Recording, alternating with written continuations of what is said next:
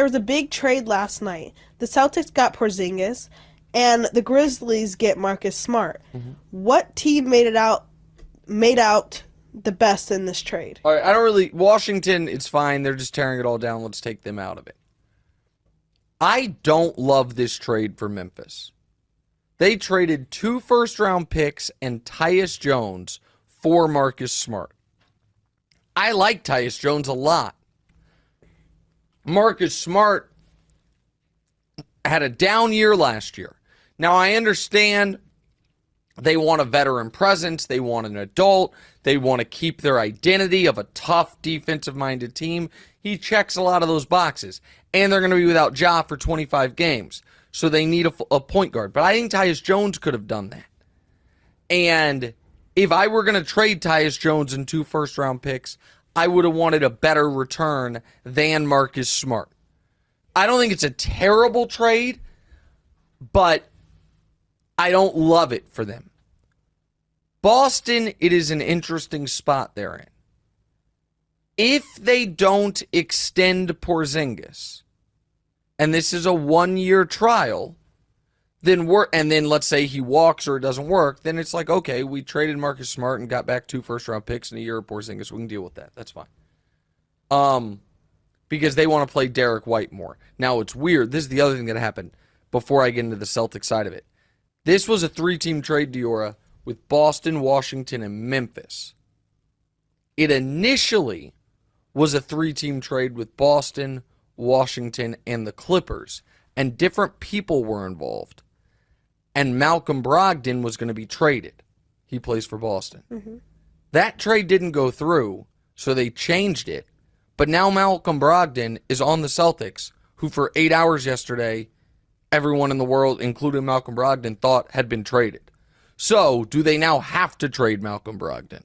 You know, because it's kind of an odd working environment. Maybe, but they right now, all of a sudden, the Celtics' true like guard depth, if you consider Tatum and Brown wings, is a little light. You have Derek White, you have Sam Hauser, you have Peyton Pritchard, and you have Brogdon, who I think people believe they're going to trade.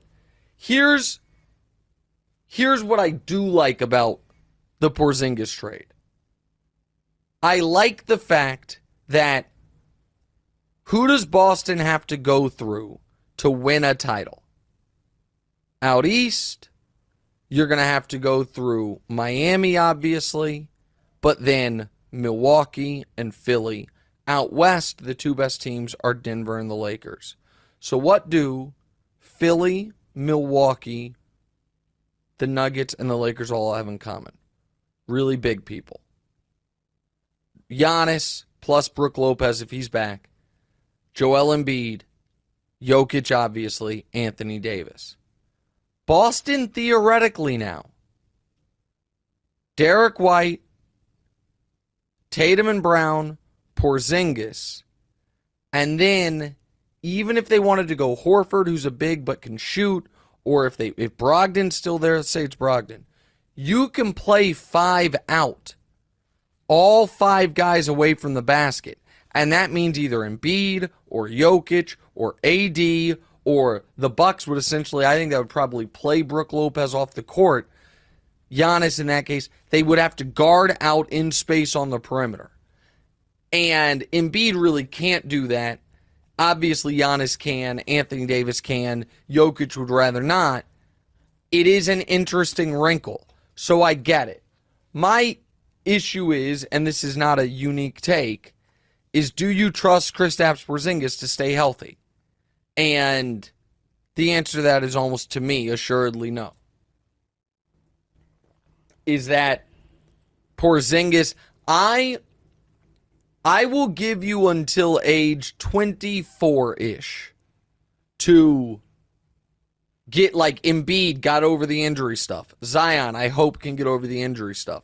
But once you've been in the league for a half decade plus, if you're injury prone, you're injury prone.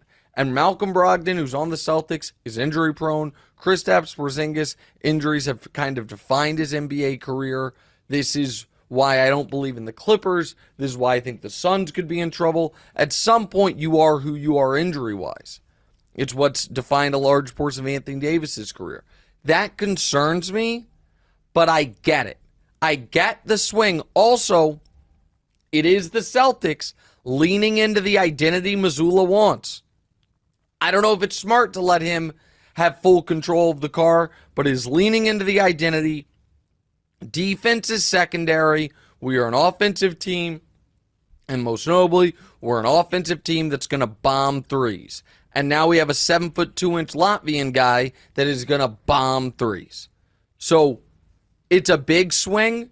If they'd have included a contract extension with it, I would have hated it. They didn't, so I don't hate it.